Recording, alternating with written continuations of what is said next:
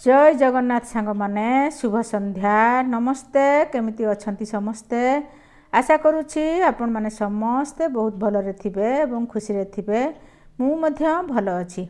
आज पुणी एक नूतन कविता पंचुक पुनेईर स्मृति ताहले आसंतु मु पढ़ी शुणाउछि मोर सेई कविता।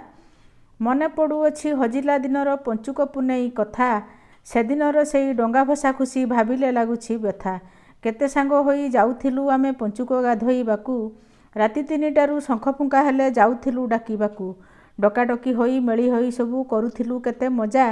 आसिला बेलकू बंधरू गाधोई गीत गाउथांती अजा चौरा मूलरे पकेई मुरुज ताଳ गजा भोग देऊ तापरे समस्ते एकाठी हेइकी भोग बांटी कुंटी खाऊ।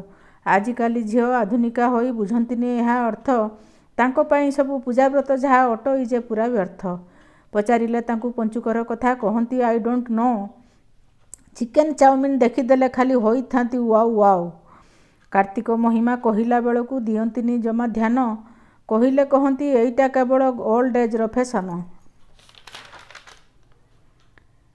फेरिबनी आउ सेई दिन केबे रहीगला स्मृति होई आउ बेसी किछि लेखु नाही जमा रहिली एथर मुही।